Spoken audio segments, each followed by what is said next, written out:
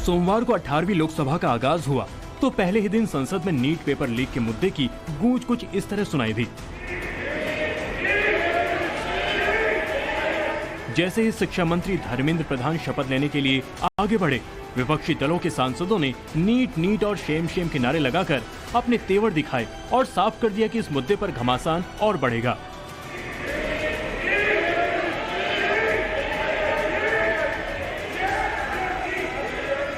असल में विपक्ष को इस वोटिंग की वजह भी सरकार ने ही दी है, क्योंकि 19 दिन बीत चुके हैं नीट परीक्षा में हुई धांधली को लेकर। शहर शहर सड़क सड़क कोहराम मचा है। पैसा बेचना बंद करो, बंद करो, बंद करो। ब्यूरोक्रेसी मुर्दाबाद, मुर्दाबाद, मुर्दाबाद। प्रदर्शन का सिलसिला नॉन स्टॉप जारी है। हजारों छात्र सड़क पर उतरे हैं, उनके माँ बाप सड़कों पर उतरे हैं, अब भी उतर रहे हैं। लेकिन बड़ा सवाल यही है कि प्रदर्शन कर रहे इन छात्रों को बीते 9 दिनों में क्या मिला? एक्शन के नाम पर चंद गिरफ्तारियां और एनटीए के डायरेक्टर सुबोध कुमार सिंह का इस्तीफा। जिस तरह से अलग अलग राज्यों के अलग अलग शहरों में छापेमारी चल रही है, उससे ये तय है कि नीट परीक्षा में घोटाला हुआ है और गुनहगार भी नेशनल टेस्टिंग एजेंसी यानी एनटीए ही है। असल में एनटीए ही सारे फसाद की जड़ है। इस पूरे मामले में पहले दिन से ये दिख रहा है, क्योंकि एनटीए ने छात्रों के उठाए गए किसी भी सवाल का जवाब देना उचित नहीं समझा। इसके साथ ही एनटीए का रवैया ऐसा था कि उसने छात्रों के उठाए गए सवाल को एड्रेस तक नहीं किया। अब सवाल ये उठता है कि अगर एनटीए में ही दिक्कत थी तो शुरू से ही उसके डायरेक्टर को दंडित क्यों नहीं किया गया? नतीजा ये रहा कि भारी किरकिरी के बाद इस वक्त एनटीए को ही गहन जांच का सामना करना पड़ रहा है और उसे खत्म करने की मांग की जा रही है। एनटीए की स्थापना साल 2017 में की गई थी। प्रधानमंत्री नरेंद्र मोदी ने बजट भाषण में इसका जिक्र किया था। एनटीए एक ऑटोनोमस एजेंसी है जिसका काम राष्ट्रीय स्तर पर परीक्षाएं कराना है। दिसंबर 2018 में एनटीए ने पहली परीक्षा यूजीसी नेट आयोजित की थी। एनटीए का काम परीक्षा की तैयारी, आयोजन और रिजल्ट जारी करने का होता है। प्रश्न पत्र सेट और परीक्षा केंद्र भी एनटीए ही तय करता है। सीयूईटी, जेईई, यूजीसी नेट और नीट जैसी परीक्षाएं एनटीए ही कराता है।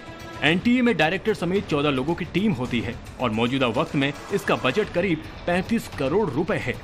लेकिन एनटीए काम कैसे करता है उसकी बानगी आप सुनेंगे तो सिर पीटने लगेंगे। यह है हजारीबाग के ओएसिस स्कूल के प्रिंसिपल एहसान उल हक। वही स्कूल जहां से नीट का पेपर बुकलेट नंबर 61364888 लीक हुआ था। स्कूल के प्रिंसिपल ने एनटीए पर बहुत बड़ा आरोप लगाया है। उनके मुताबिक पहले एक लोकल ट्रांसपोर्ट गाड़ी से प्रश्न पत्र रांची से हजारीबाग पहुंचे और फिर ई रिक्शा से बैंक तक लाए गए। क्वेश्चन पैकेट्स की कंटेनर्स आने थे, वो उन्होंने जैसा कि बताया है ब्लू डार्ट सर्विसेज वाले ने कि वो किसी एक गाड़ी में आई है जो नेटवर्क की गाड़ी थी। और नेटवर्क की गाड़ी वो गाड़ी होती है जो कई सारे ऑर्गेनाइजेशंस को एक साथ सर्व करती है। फिलहाल वो गाड़ी रांची से लेकर के वो सारा पैकेट्स आई और सारी चीज़ों को ओरिया स्थित ब्लू डार्ट के ऑफिस पे वहाँ डंप कर दिया। जब ईओयू के ऑफिसर्स ने उनसे पूछा जब इतना दूर रांची तक गाड़ी आ गई यहाँ तो वो बैंक तक क्यों नहीं पहुँचाई, सिर्फ 1-2 किलोमीटर यहाँ से तो है। तो उन्होंने कहा ड्राइवर ने मना कर दिया।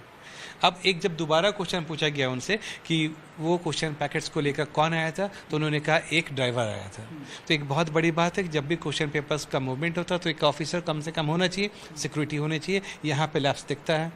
और फिर वहाँ से उस ओरिया के उस जो ऑफिस थी उस ऑफिस से ई रिक्शा में बैंक तक क्वेश्चन पेपर को ले जाया गया। आप कह रहे हैं ई रिक्शा में वहां से बैंक को क्वेश्चन पेपर ले जाया गया जो कोरियर वालों ने ईओयू को जानकारी दी है। ये बहुत बड़ा नॉर्म्स का मजाक उड़ाना, धज्जी उड़ाना है। दरअसल ई रिक्शा पर रखे गए प्रश्न पत्र की ये तस्वीर बयां कर रही है कि एनटीए कैसे अपना काम करता है। अरे कुछ नहीं मिला तो किराए पर कैश वैन ही ले लेते, जिससे एटीएम में पैसा लोड होता है। कम से कम उसके भी बूढ़े गार्ड को देखकर चोर उछक के दूरी बनाए रखते हैं कि कहीं गार्ड साहब फायर ना कर दे। यहाँ तो बैटरी रिक्शा को ही तय कर दिया गया। विकसित होने जा रहे भारत की ऐसी दुर्दशा कौन बनाएगा? इस भारत को विकसित जो टारगेट 2047 तक का रखा गया है। इस देश के इंजीनियर डॉक्टर हिना और उनका भविष्य बैटरी रिक्शे पर ढोते एनटीए को बिल्कुल भी शर्म नहीं आई। किस बात का पैसा लिए थे? एग्जाम कराने का। सवाल यही है कि जो पैसा लिया गया वो किसकी जेब में गया कि नीट का पेपर ई रिक्शा में ढोया गया।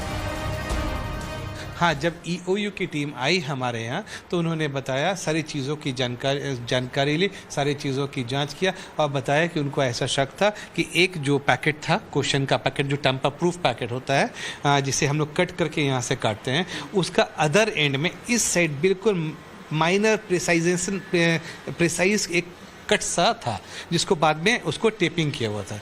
तो ऐसा महसूस होता है कि उसके साथ किसी ने कभी छेड़छाड़ किया था। ओएसएस स्कूल के प्रिंसिपल साहब ने बताया कि बुकलेट के नीचे कट मार्क लगे थे, यानी कि टेम्परिंग हुई थी। यहाँ जानना बहुत जरूरी है ये बात कि बिना एनटीए के अधिकारी या सुपरवाइजर के क्वेश्चन पेपर को नहीं लाया जा सकता।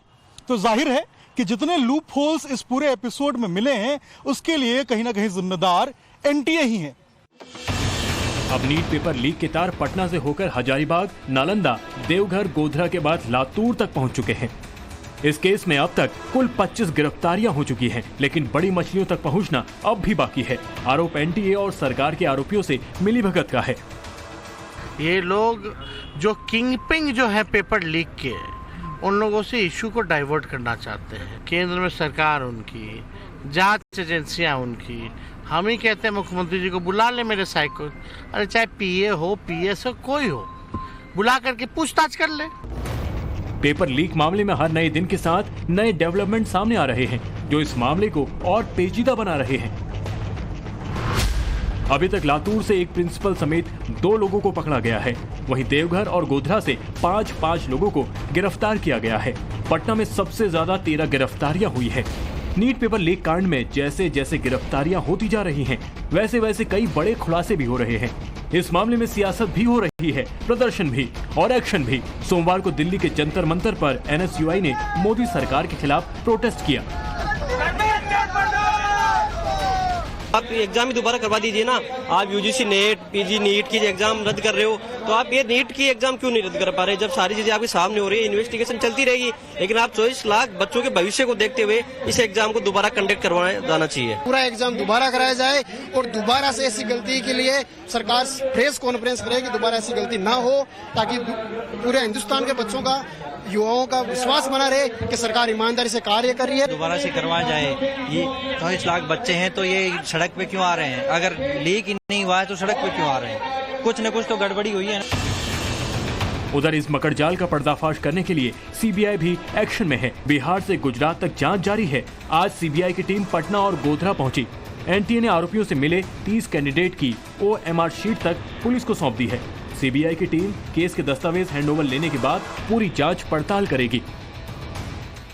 5 मई को जिस दिन पूरे देश भर में नीट यूजी की एग्जाम कंडक्ट की जा रही थी, उस दिन गोधरा के इसी जय जलाराम स्कूल में नीट का सेंटर बना हुआ था, जहां पर कलेक्टर के आदेश के बाद डीईओ निरीक्षण करने पहुंचे थे और उन्हें तुषार भट्ट, जो कि यहाँ का जो टीचर था, उसके मोबाइल से कई तरह की शंकास्पद चीजें मिली और उसकी गाड़ी से 7 लाख रुपए कैश मिले, जिसके बाद ये पूरा का पूरा खुलासा हुआ।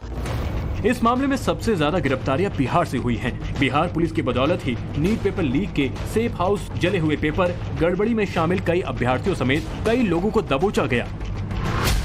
सोमवार को भी बिहार पुलिस की आर्थिक अपराध इकाई यानी EOU ने देवपुरी थाना क्षेत्र में चिंटू समेत 5 आरोपियों को गिरफ्तार किया। बताया जा रहा है कि वहां EOU के हाथ एक डायरी भी लगी, जिसमें लेन देन का पूरा हिसाब है। दरअसल बिहार में तो नीट की ऐसी बारात निकली कि फूफा नाराज नहीं हुए। सवाल अपनी जेब में लेकर टहल रहे थे। भतीजी को लेकर एक दिन पहले रटवा दिया, फिर मामला मंत्री जी गेस्ट हाउस में अटकाया, लटकाया और भटकाया। पूर्व डिप्टी सीएम का नाम आया, लेकिन सवाल यह है कि अगर पूर्व डिप्टी सीएम तेजस्वी यादव ही दोषी हैं, तो क्या एक्शन हुआ? जाहिर है इस मामले में अब सियासत भी तेज हो चली है। जो घोटाला हुआ है, इसलिए उनको धर्मेंद्र प्रधान का रिजाइन करना चाहिए। जब वो प्रोसेस शुरू हुआ था, उस टाइम तो धर्मेंद्र प्रधान मिनिस्टर था। जब ये 7 फेज में आया, तब भी धर्मेंद्र प्रधान है।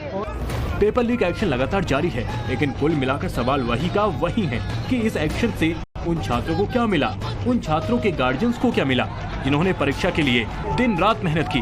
19 दिन बाद भी सिर्फ नीट का पेपर ही नहीं, पूरा परीक्षा सिस्टम संदेह के घेरे में है। एक्शन के नाम पर डायरेक्टर को नाप दिया गया है, लेकिन बाकी लोगों पर एक्शन कब होगा? और सबसे बड़ी बात, इस देश को लिखित गारंटी कौन देगा कि परीक्षा 100% कदाचार मुक्त होगी? जो पास करेगा अपने बूते, जो फेल करेगा अपने बूते। सिस्टम ईमानदारी से अपना काम करेगा, ये कैसे सुनिश्चित होगा? ब्यूरो रिपोर्ट, टाइम्स नाउ, नव भारत।